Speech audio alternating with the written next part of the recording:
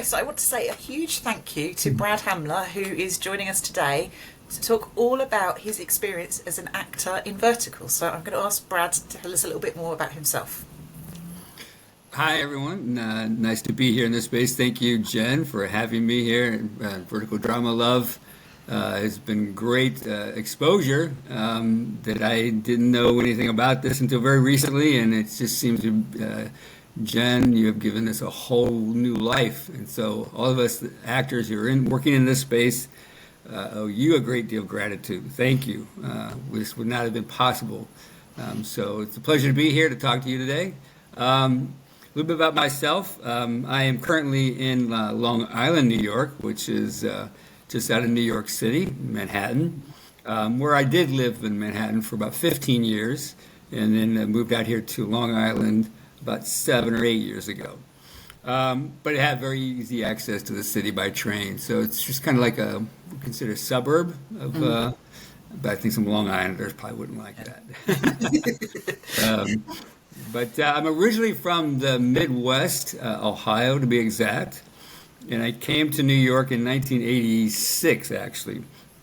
After working 1 year in the theater, I was hired to do some the summer theater in rural Pennsylvania, where there were other New York actors from that had come out. They call it summer stock. You know, you're familiar with that term, which is basically you do about 3 shows at one time. You're doing one at night, you're rehearsing one during the day, and you're doing a children's show in the afternoon, and you get paid literally almost nothing. Yeah. But you're doing it to see how much you love the theater, and it's learning. It's a learning experience. And what I learned was that actually started out in musical theater more, believe it or not, and studied some dance and okay singer, but basically chorus line. The Broadway show, A Chorus Line, was actually my first show, and led me to New York. After that season was over, and then came here in '86 and went right to work in various areas of work to stay alive, survive. But I was very fortunate. I started a fitness career that was based on an injury that I had playing sports in college. And because I studied that for my own rehab, it actually helped me land a job in the physical fitness field, as we call personal trainers now. Yeah. And that gave me the freedom to then also pursue my acting at the same time, and doing both in the mid 80s and early 90s. And I was very fortunate that by 1989, I actually got into Screen Actors Guild, SAG, here in the States, as it's known, through my first film, Jacob's Ladder. And very, very fortunate to continue to work into the mid-90s. But then I got married, started a family. I have a daughter who is now 30, and she's married. And so life kind of took on, its own direction. And I ended up actually leaving the acting profession to concentrate on supporting my family and my daughter, and being there for her. And kind of in the back of my head, I always thought, well, acting is something I can pick up, later on in life. Well, quite a few years went by, a couple of decades, and we had the pandemic here in New York, and all around the world, and we were sitting inside. And when I work with people in the fitness field and rehab, because I actually was very fortunate. I've written books, wrote 3 books on exercise and rehabilitation, had all those published, had kind of done all that, but I couldn't see people how I was normally seeing them.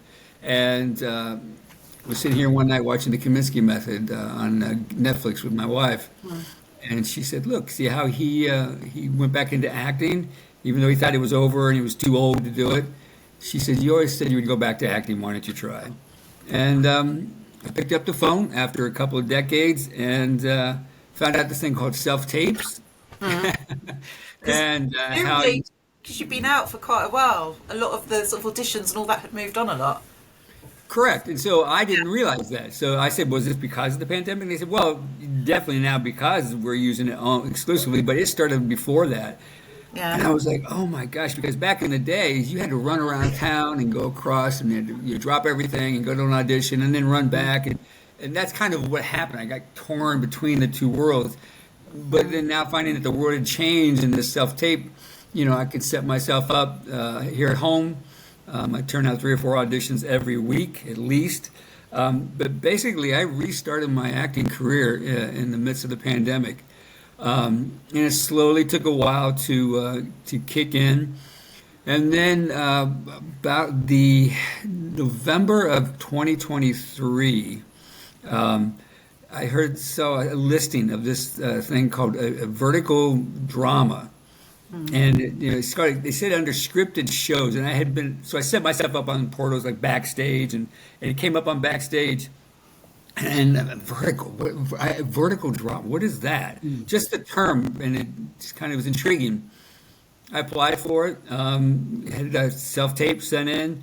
In fact, actually, I was out of town when I got asked to submit a tape, and had a very rudimentary. I was in my parents' house back in Ohio, and didn't even have my regular setup. And I thought, well, this is never going to go anywhere. This is terrible lighting. But I really just read the script, and it was Luna. It was about vampires, and it was for Entropy Cat. So that was the first company that I worked for. And it was a vampire series that actually I don't think ever took off. But it gave me the intro to what verticals were about. And we were shooting it out in Princeton, New Jersey.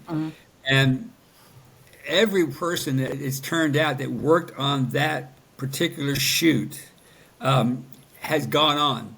Actors, people who were on the crew, have all continued on and had a quote unquote career take this direction completely, almost exclusively into verticals.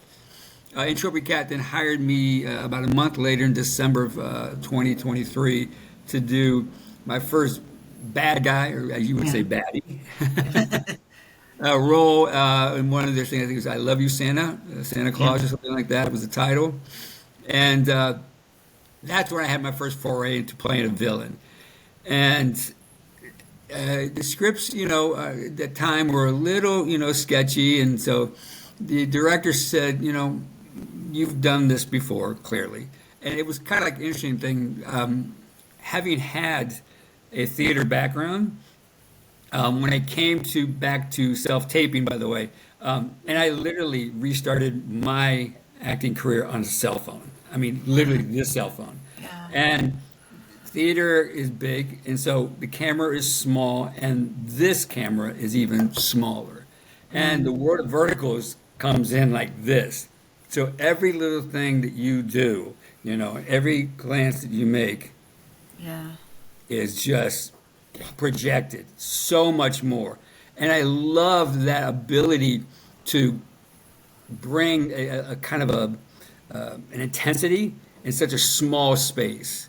Because they said, this is it. This is your whole world right here, and nothing else exists. And I went, great. Let's just jump into it. And I just kind of dove in and just went with it. And they were like, hey, go for it, man. If that's how you see it and you feel it, go for it. And from that point on, in late 2023, it's just been a succession. And of one vertical after another. Journey Entertainment has been the company I've been fortunate enough to work with the most. Yeah. That's the one who hired me. We did After Awakenings and did the role of Blake, which I was nominated for. And yes, it was. And again, it was one of those things that. And I had worked with Jackie is his name, Jackie Zhang, I think is his last name. Yeah. Jackie. Everyone knows Jackie, who's worked with Journey. Yeah. A young man. And he is just has such high energy, and he's just like, Brad, you know what you're doing. Make it your own. Man, just go for it. Just go for it. And when you think you're going far enough, just, go for it, man. And having the maturity of I don't like to say older actor. I don't like to say that word. But a seasoned actor, having that confidence within yourself. And that self-confidence, insecurity, I guess, is the word you would use. That I just, let's just let it rip, man. And being around the same crew members and same cast members after a while now, I felt very comfortable. And once you're in that kind of environment, you just kind of just go with it, and we all kind of create these moments. And it's just been a very exciting ride, and I'm just still riding. I was just on set yesterday shooting another vertical. Amazing. Just signing a contract for another one to start next week. So it's it's been very, very rewarding too, I think. And every time I do something, I find out a little bit something else about myself. And this last one that we did with Journey was intense. It was the most intense and kind of personal intensity of a villain. And in fact, I had a great co-star, and Christine Casterman, I think is her last name, and her and I were in a very couple intense scenes personally as a villain, and it was in close contact, and she was just like, "I got you. It's okay. We'll work through this." And I came back from that experience a little bit like, wow, it's easy to kind of be a villain from a distance, but when you get up that close to someone, it kind of leaves you with something. And so, but that's the training as an actor, that you realize, okay, I can do this, and then you step back, and recompose yourself, and then go at it again. It's so really if you ask me one question, I'll go on for 20 minutes. No, this is brilliant. I was thinking, it kind of is really interesting you saying that obviously you've done quite a lot of work with Journey Entertainment, and I know that you will have quite a lot of similar sort of cast members, and I always think that the vertical community kind of reminds me of a theatrical troupe, and you've kind of got slightly, you'll encounter similar people again. And like, having had that experience, like when you were doing Summer Stock, would you say there is that parallel? There's a slight similar feeling? Yes, and even more so because Zane Claudio, who was and Teague, who was Sando, who was also nominated for their parts in After Awakenings. Yeah, we've worked together many times, and in fact, Zane is I kind of look at him as my vertical son. I've coined him that term. He and I worked together so much.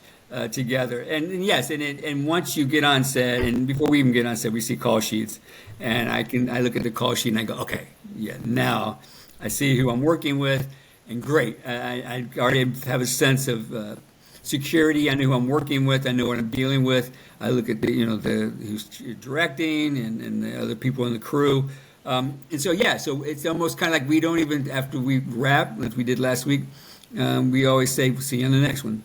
And knowing that we're all going to see it and get to work together again. And I know probably maybe for the viewer, it's like, why do they keep hiring the same people? But it also is an ability for the actors, because we feel so comfortable to then take it to those next levels.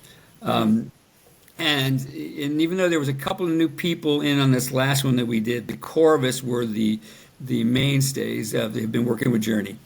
But we do seem a lot of the same people you're asking me from Journey Entertainment. Yeah. But that level of comfort just gives us the environment to let it rip, and take these scripts are they're out there, and we've just kind of embraced it and go with it. We just go with it, man. And then when new people come in, they kind of look at it and just don't overthink it.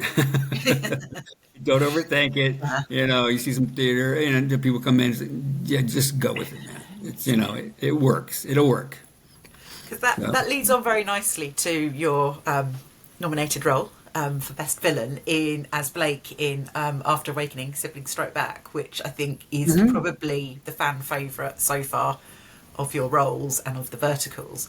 And yeah, that's full on, because they just want to get married, but from the beginning all the way through, we have a gathering gang of villains. And as you said, I do think when both yourself and Zane turn up in a vertical, you should be worried, because chaos will ensue. How did you find that? Because it was mesmerising, I think, all those scenes, particularly in the warehouse where they're just trying to have a wedding. And everyone turns up, and then something happens, and then you turn up, and then more happens. Like, what was it like filming that? And were you in that warehouse a really long time? Yeah, we were there, a good couple long days. As they, that's the one thing about this too is that they're no less than 12-hour days on set, and having had come from the physical fitness and still involved in that and still working, doing that, you have to be physically fit and strong, and then realize that this, even though they shoot very quickly, there's just a lot of content, and you have to come ready. And so that's kind of the thing is that, always make sure that I get the script. And even though they do tend to change them at the last second, but if that ever happens, like with the director on particularly on Awakenings was Jackie, he's like, this is what they're trying to say. This is what they want to say. And if you change the wording a little bit so that it's comfortable for the character, and that was the kind of the thing with Blake. Has so much room to actually just kind of make it my own within that character. And actually, when we were in the warehouse, one of the things that also with a director like that, he's open to ideas. And I actually came late to that scene in the warehouse, and I wanted Blake to make more of an entrance that was, set. Dramatic, in that respect. And so that clap, and you hear that before I enter. I came up with that on the spur of the moment, and I asked Jackie, "Can I do that?" And he was like, "Brilliant, absolutely." And they kept it in, and so that kind of became the signature for Blake. But that was actually the last 2 days that we shot, or 3 days that we shot. Were at the warehouse. So that was at the end. I had done all the other scenes where I was wearing that very long, and you asked me about always wearing coats. They came to me with that particular coat, that brown, long trench wool. And it was in the fall, so by the way, I did appreciate it. It was kind of chilly, so I was not cold in that drafty warehouse at all either, wearing wool suits. But anyway, they came to me with that item, and in fact, at first I was kind of like, guys, this is a little much. And that's one of those things you have to kind of say, they want they said the client, but I don't know who that is, or they just said they want this look. Fine. And you come from the theater, you're like, okay, whatever you want me to wear, I'm going to wear. That's not, sometimes it can help bring the character alive in respects. And maybe it did because I just felt like a cowboy. It was kind of one of those dusters, that they wear in the Westerns. And in fact, I did do a Western in 2023 that still hasn't come out yet. So that was one of my dreams come true. You so need to be in a Western. We need a Western vertical. You were so right. Oh, yes. Please. I shot a short film. It's not... Actually, I've been working quite a bit in the non-vertical space, too. So I had 3 films that were... short films and features that are still waiting to come out that were done in 2023. One was what I said was a Western. And there's all kinds of things, fields of, drama and stories that could be told in the vertical space. It's unlimited, and when you are now working with people that you're comfortable with and the scripts start to expand, it's just the comfortability of the environment and the people in the organization that you're working with that just gives you that ability to just get on set and okay, let's bring this thing to life, and let's just jump in. And Blake was just an opportunity to. I mean, it was just I just let it rip, and he first of all he was very heavily dialogued. And I was really fortunate to have that much time to work ahead of time. So when I came on set, if I have my, quote unquote, my lines down, then I feel very comfortable, and then we can play. I kind of put it, we can play with it. And when you're in that space, for that many hours with that many actors, you just get that familiarity and that kind of thing. When I'm comfortable, I'm just going to let it go, man, and see what we can create. And thank you to the people who enjoyed that that role. I had a great time doing it, and I can tell you that when I just was accepting the nomination, and then I did a thank you video. I was on set filming just a week or so ago, the next one for Journey. And if you like Blake, wait till you see what's coming next. Because we already took it to another level for 2025. I can tell you, we did that last week, and I came away from that going, "Wow!" Wait till they see what this guy does. So and then moving on to the next one next week. So I've been very, very fortunate. I am very extremely grateful for all the opportunities. Being kind of an actor is more mature in that respect.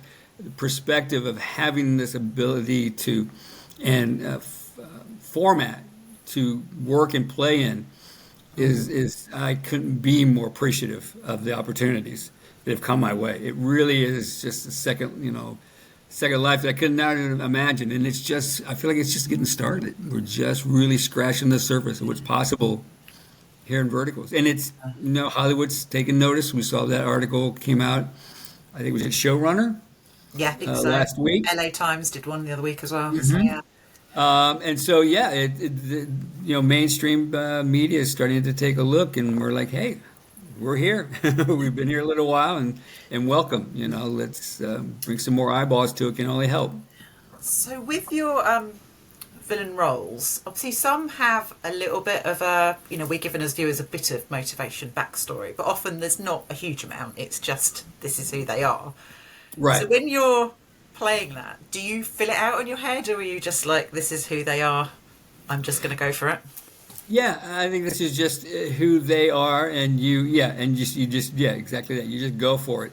I think that maybe in some times when it gets a little personal, the action, you kind of have to take a step back a little bit, just for yourself to kind of have a point of reference that, but are there redeeming qualities in most of these characters?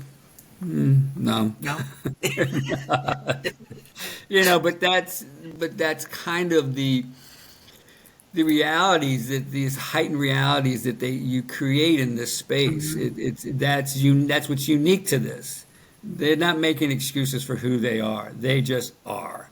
And I guess that kind of escapism, is what has made people, drawn to this, because, things that in life we're living in right now, people need that escapism, and mainstream media has kind of lost that ability, and it's become very predictable, and Hollywood is not interested in making really interesting stories anymore. The interesting stories are in small, short, independent films, and this is in creative spaces, and this is a creative space. This is, you're going to see stuff here. Boxes. Yeah, you're going to see stuff in verticals that you go, oh.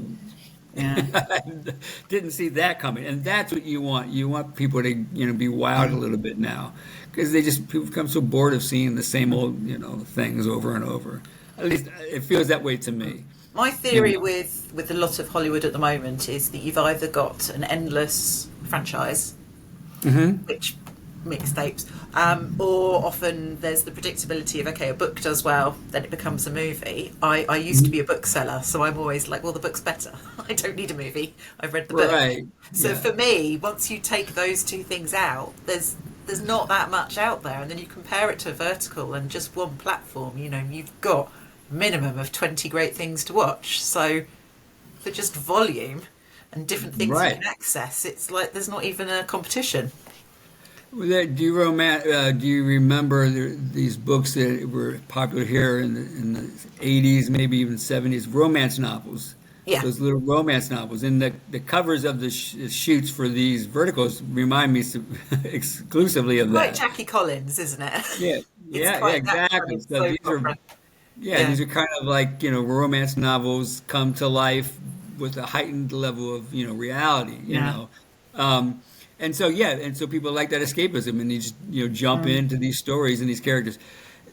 The interesting thing, and I talked to a few other actors on set, and especially with Zane, especially with Teague, after we did Awakenings, we said, "Wow, you know what? That was such a great group. We had such a chemistry on set that it's a shame that it ended there.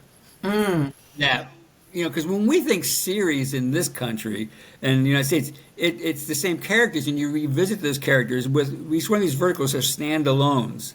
It might be interesting to me that verticals maybe start to look at doing just a series and revisiting these characters in different, environments and another story with the same characters, coming back and recreating those characters, and whether the story either continues on with what they had done, after the marriage, or maybe even prequel, even why is Blake prequel would such, really work. Yeah. why is Blake such a, a baddie, and where did that come from? Yeah. And so that kind of stuff interests me as an actor, that to explore why we just leaving these characters, just boom, this is the story, this is what happened, and then leave them, and then we come back and see the same actors doing something similar, but let's go with these series and make these characters fill out, make the stories and the families, what's going on within the family itself, and that kind of stuff intrigues me. That's a space that could be written and explored. So I'm going to start the petition now. We need the sequel to After Awakening. We need to see what happens. There we go. Awakenings 2. And I don't think have I seen a vertical that had a sequel yet? Galatea have done a few. They are? Okay. So they've got some, but they work from books, so they've got the book already to then do book 2. And I know that the Love and Blood series that Mariah Moss and Eric Gometa involved in, they're planning to do sequels, and they want to do like a cross-universe thing. So I think once that's out, and I suspect that will do well, that's going to open the doors for everyone else to do that. And I mean, the fans will love it, because we're a fandom, and that's the sort of thing you want. You want those in jokes. You want that, oh, look, it's Blake again, and that's what's happening. So it makes perfect sense. I think it's a brilliant idea. Absolutely. Yeah. And by the way, we mentioned Mariah Moss. I've worked with her a number of times, and just so generous. And talk about an actress who's just comes electric and alive on screen, and in person. She's when we're in there and realizing that we've all worked together, and just putting in that effort, consistent effort. She's just really, she's a rising star, obviously. I don't have to say it. Everyone knows. So, again, getting to work with these people, and Hunter, I just worked with Hunter last week, another nominated actor. And we all, and I actually worked with Casey, actually early on, who's kind of... was Casey's last name Acer or something as he pronounces it? Yeah, but he's one of the OG kind of. Yes, and so he and I worked together, and also it was last April actually. Yeah. That he and I played a villain opposite him, and that was the first time I come in contact with, and people were like, "Oh, that's the guy. He's the big star of Verticals." And what I really kind of introduced myself, and we went at it, and we rehearsed. But what I did really notice is that in his time on set, when he was in between, setups, he would go into a corner and he would actually be working and going over the script and making notes and taking it very seriously. And I kind of have mimicked that, and I was doing some of that anyway. But I especially when you're on set that many hours. I tend to need to conserve my energy, especially when you're playing a character so explosive like Blake and the ones and villains that I play. I need to kind of draw back a little bit and put myself. And so I tend to go over my scripts when, actors may be sitting around and talking and stuff. And that's great, and I'd love to do that too and shoot the on set. But I also find that it helps me stay a little bit in character and centered, going over the script in my quiet time, so that when it comes time, boom, we can let it go. And that's what has worked for me, and I think Casey kind of inspired me to do that. I was doing some of that from the theater anyway. It's just kind of the training that, I brought with it, and so, and again, having these environments to work within, especially with Journey and so many times, it just makes you feel so comfortable. Whatever works for you, they're like, do it, man, go for it. If If it works, do it. I have to ask, because of your roles, do you have something that you were like, that's the most villainous, that's the most awful thing a character I've played has done? Does anything stand out? Like I was saying, I just shot one last week for Journey, So that's the and one. yeah, and that was the one, and it because it was it's kind of easy to be villainous from a distance and stand Yeah. back and go at each other, but when this becomes something that's personal, and that's when you go, oh, wow, okay, this is going to another level. And then that's also maybe when you need to get into where this is, why is this character doing this, and where's that coming from? And that takes a little bit more sincerity and introspective thought as the character, I stand back in between takes and just kind of take a moment.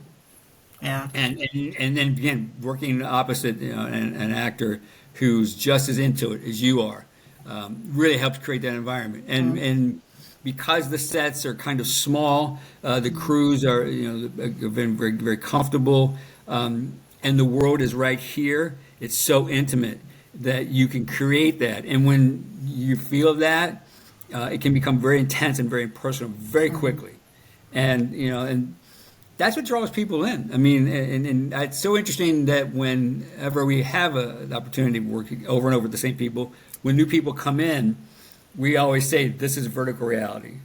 Yeah. This is vertical reality. This is your whole world. This does not exist. Out here does not exist. Yeah. It's even smaller than the screen I'm talking to you on. And there's someone standing right next to you, and like they don't, they're like, oh, am I on camera? No, you're not. But I'm standing right next to you. Doesn't matter. You don't exist over here Wow. until you come into this space. Yeah. And now this is where you create that intensity. And again, I keep repeating myself, but it's just having that feeling of being comfortable with the people, with the setting, knowing that you have the flexibility to let these characters just go. And so, yeah, that's all coming. It's all Yeah. coming. I wanted to ask, because obviously you're happily married, you've got your daughter. Like, what do your family make of the fact that you seem to have become like a go-to villain? What do they make of it? Well, my wife says they don't really know the real truth. They don't really know. Yeah. I heard Christian Slater just say the other day on a talk show.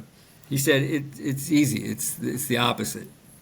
Yeah. I have a great loving relationship with my daughter.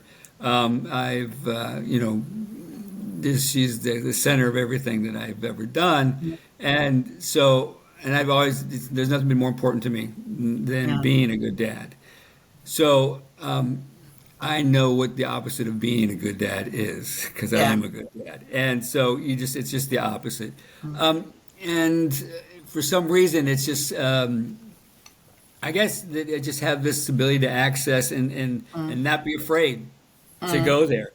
As an actor, and from the beginning, I always played more serious dramas, and one of the features that I did in 2023 so to come out is very, very intense, and in rehearsals right now for another feature that's going to be shot in May. These are all horizontals, and these are characters that are out there that are even more than villainous. These are characters that are at another level of but those characters are true to themselves, and I guess that's where it is. I know who I am at this point in my life.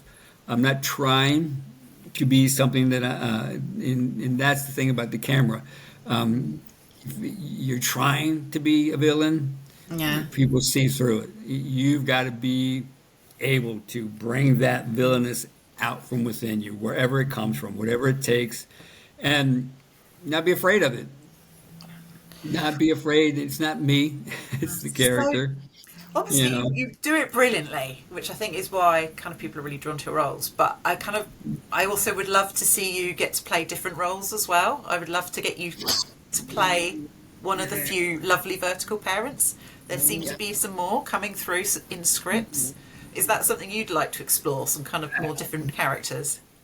Absolutely, absolutely. I have just recently read for a couple of those parts, and have not landed one of them yet. As of unfortunately, I guess. But you're right. Yeah, there's all kinds of things that I could explore and I want to explore as an actor. Yeah. I maybe got a little bit pigeonholed into this villain role, but I think it was Samuel L. Jackson who said that someone asked him, "Do you ever get tired of playing these bad guy roles?" And he goes, "Do I ever get tired of casting the checks and and saying yes to Yeah. more work?" No. Yeah. So I'm not saying it's about the money, not at all. It's about the ability to be working.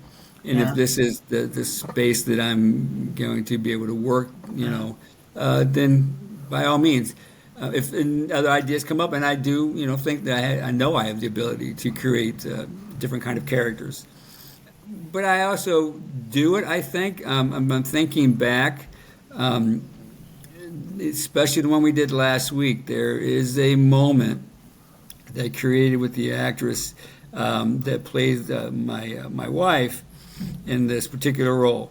And it wasn't necessarily written the way that her and I did it, and we actually created a moment, and that was very real and very personal. And it was so nice that we kind of all stepped back, and everyone kind of went, "Oh wow, thank you." That was, in the midst of all the crazy and chaos of, the physical things that were going on, there was a Yeah. real moment there. And I think I try to do that with each one of the characters, try to find a real moment so that you can maybe see that there's an insight, not just who I am as an actor, but to the character. And again, that's what makes it interesting. That's what makes people go, "Oh, wow, I didn't see that. I didn't think that was going to happen. Where did that come from?" And that's what, I think has led to the popularity to this whole. And I had no idea, by the way. Let me go back a little bit. I thought all of these were being produced, by production companies that were, going to be shown in China or in Asian countries, is what we were all led to believe. It was through your opening this up to find out that this is literally, as you pointed out, around the world. And I was like, wow, I had no idea. We knew this was being translated, into the other languages. But when you realize that this is, going out in other markets, just the way that it is, you're like, the exposure is, wow, this is amazing. You're big in Kazakhstan, Russia, Ukraine, Belarus, Albania, like Eastern Europe, are like all about you. So yeah. Well, that actually that might be a little bit of my heritage too. I'm a little bit from my family ancestry is a little bit from that area, so maybe I guess it's the look a little bit too. But hey, wherever I think I did have it was a short film that I did early on that was actually did win an award in Prague. It was found that so. Yeah, I guess I play well. In Germany, I did one for a German production company. But again, finding out that this was a worldwide kind of phenomenon, and it still is. I mean, it's just fantastic, and you've shined a light onto that. And everyone's talking about it on the sets that you did this and have created this, opening eyes to the world, really, literally. So.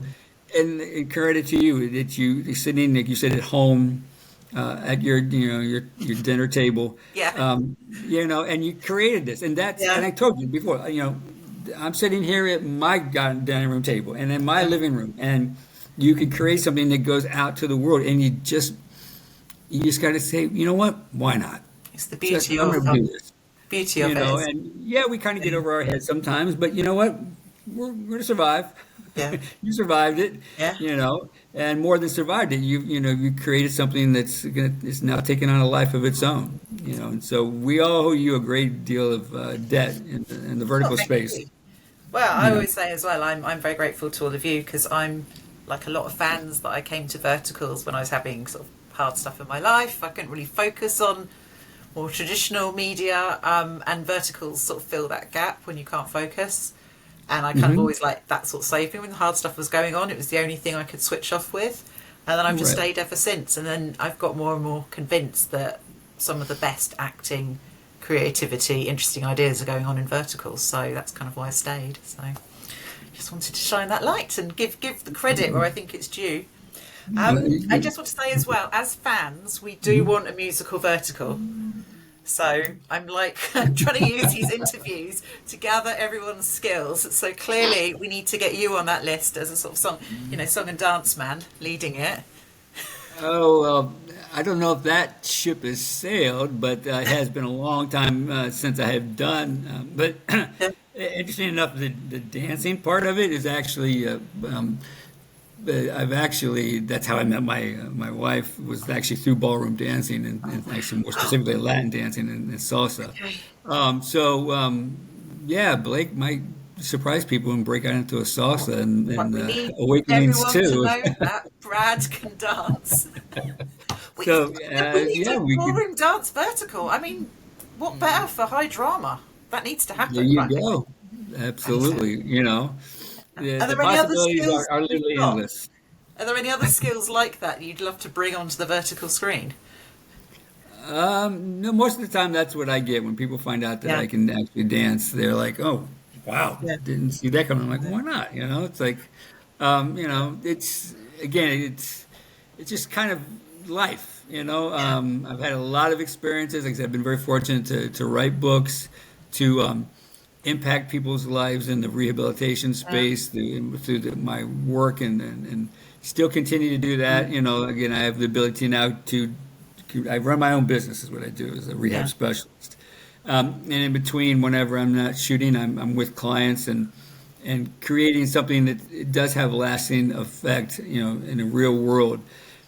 And I think that's also what also keeps me has the ability to then do both and operate in the real world and do things that really impact people's lives. Be the best father that I can be. I guess I could share with you now that I'm going to go into a next experience of my life, and I'm going to be a grandfather in this year. Congratulations to everyone. Thank you. And so I'm kind of like, okay, I want to be a grandfather, and yes, Yeah. of course I am. But again, these thoughts, we all think we're 17 years old, but life does, miraculously, it does go on more than just go Yeah. on. Every one of these experiences that comes into your life in the world, then gives you the ability to then, as a person, go into a space where, okay, now I'm going to create something that's either the opposite of that, or just, I know who I am and I know what I'm about. And I have the opportunity to now make these characters into something that people are going to find, interesting. And then also, like you said, it's an escapism. So we all need a little bit of escapism. For me as an actor, having the ability to go on set and create these characters clearly as an escapism from my real life, and who I am as a person. And so, it kind of then gives me also then the comfort in my real life to just have an outlet. This is kind of what I always never thought about being famous or known. No, I always just wanted to be a working actor. Yeah. And you're doing And it. about 6 months ago, I looked at my wife and I said, I'm a working actor. And it kind of just crept up on me, and that, one job came after another. And so in that respect, that's what I've ever kind of aspired to, and anything over and above and beyond that is just a blessing. It's just, it's just all, as we say, icing on the cake. And so just to keep working, keep creating characters, and in this space and other spaces we just keep going. And again, very fortunate, whatever age that I'm at, I feel like I say stage. And I'm a stage in my life where I'm just like, let's go, man. Let's keep this going. Wherever you want to go with it, I'm willing and able and ready to do it. I And can't more thank than you happy to. enough. just like you have shared so much, and I think it's been so helpful for everyone as well to kind of some of the things you've explained about the way it works and the acting and the roles. I'm so grateful for your time. So if there's any sort of just a tiny final thing of sort of future projects to look out for. So obviously the one that you've just done where you are taking the villain to a next level, and you've mentioned you've got some movies coming out as well. Is there anything else you kind of want to talk about just going forward that we should look out for, and how we can support you? Oh, I appreciate that. These things, when you do them in the other spaces, and they're independent features and or short films, and they have all been in the can for well over a year, as we say in the business, in the can. You then just kind of have to, I don't want to say forget it, but you have to move forward and move on and concentrate on what's in front of you. And having so much work in verticals, I'm getting updates from these other projects, but nothing firm. And there's nothing saying that this is the day we have a premiere, and nothing, that's set. But when it does come, again, obviously we'll be very grateful that it's, finally getting to be seen. And that's more of not just for myself, it's for the filmmakers, and the people who wrote these stories, the scripts, and who are, these are very small crews. These are, writers, directors, who are trying to bring their story to life. And I feel more for them that it's not out yet. Yeah.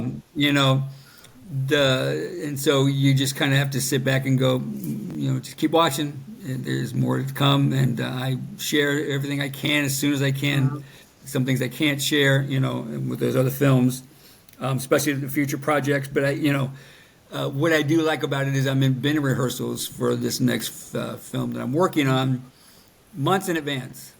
That is very, very rare, and that's to the credit of the writer and director, who's and this technology. I mean that we're in rehearsals. We're doing it via Zoom, and meeting weekly and going over the script over and over, and we've done that a little bit in verticals, where they'll have a table read, or have a read through a couple of days before we go on set. And I found that, interesting enough, that when the people, the crews, or the directors put that together, when we get on set, those tend to be the ones that kind of pull together the quickest, because we've already met each other. So we kind of got that out of the way. And I think there's going to be, and Journey does that. Journey's the one who does that more than anybody.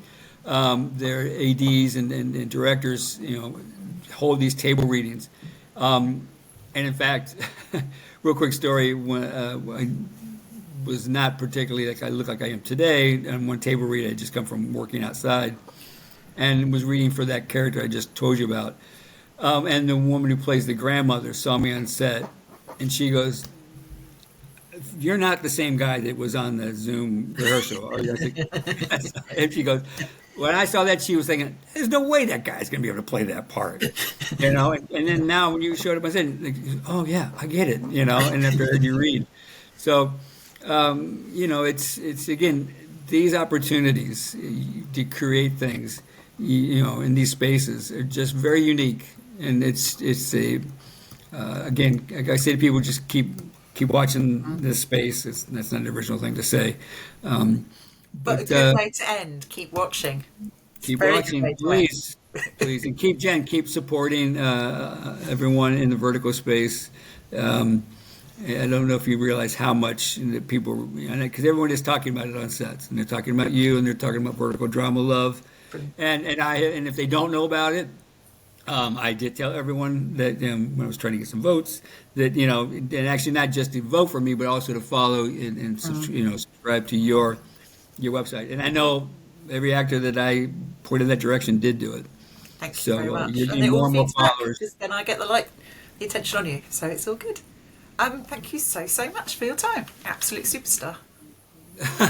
Thank you. Appreciate it.